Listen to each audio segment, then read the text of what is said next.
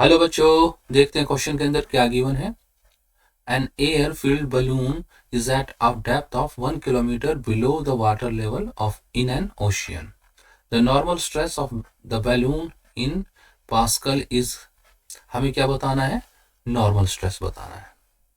Normal stress बताना है sir, किसका बताएं हम नॉर्मल स्ट्रेस? अरे वाह, हमारे पास ओशियन है, महासागर है हमारे पास।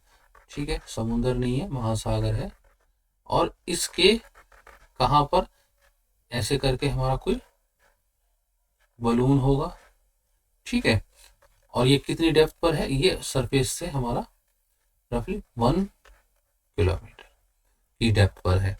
और इस पे हमें क्या बताना है? जो स्ट्रेस आ रहा होगा, कौन सा वाला स्ट्रेस? Normal stress. ठीक है, इसके चारों तरफ ये पानी होगा।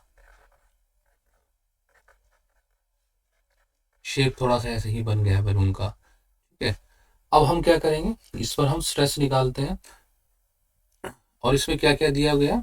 प्रेशर एटमॉस्फेयर का भी दिया गया। ऊपर एटमॉस्फेरिक प्रेशर कितना एक्ट कर रहा है हमारा? 10⁵ पास्कल। ठीक है, ये हमारा क्या है? ये भी एक्ट कर रहा है। तो अगर हम देखें इसके ऊपर प्रेशर कितना एक्ट कर रहा होगा? 1 H ρg। ये किसकी वजह से हुआ प्रेशर? ये प्रेशर होगा हमारा जो height of the water column above the balloon कितना है? H ρg है। ठीक है, और अगर हम इस पे देखें टोटल प्रेशर कितना एक्ट कर रहा होगा? एक तो हमारा H ρg वाला पार्ट की वजह से कर रहा होगा, और दूसरा एटमॉस्फेरिक प्रेशर। ये दोनों मिलाकर हमारे टोटल प्रेशर इस पर हो जाएंगे। अब हम वैल्यूज रखते हैं। H की, H है हमारा 10⁻³ मीटर। रो कितना दिया हुआ है? रो भी 10⁻³ दिया हुआ है। और G कितना है हमारा? 9.8 प्लस कितना पास्कल है? 10⁵ पास्कल। ये हमारा एटमॉस्फेरिक प्रेशर है।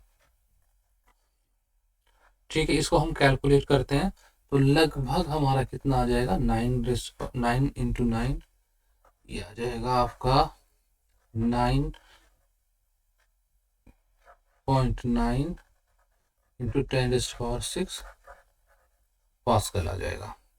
ठीक है, अब हमें बताना है क्या? Normal stress.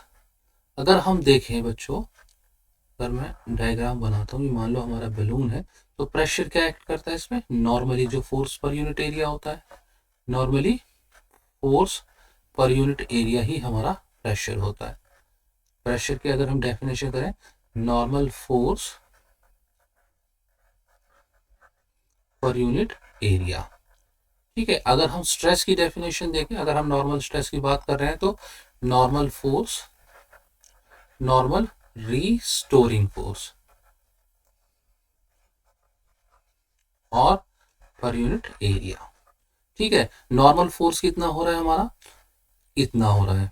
ठीक है, पर यूनिट एरिया। और स्ट्रेस कितना होगा? स्ट्रेस भी इक्वल होगा इस ही प्रेशर के, क्योंकि रिस्टोरिंग फोर्स भी कितना होगा?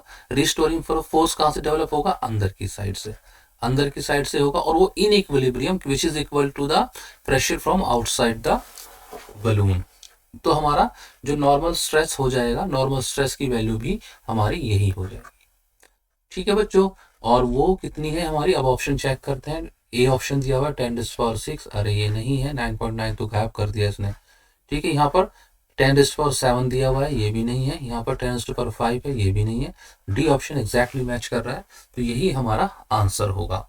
आई होप बच्चों आपको समझ में आ गया होगा। Good luck, goodbye, thank you.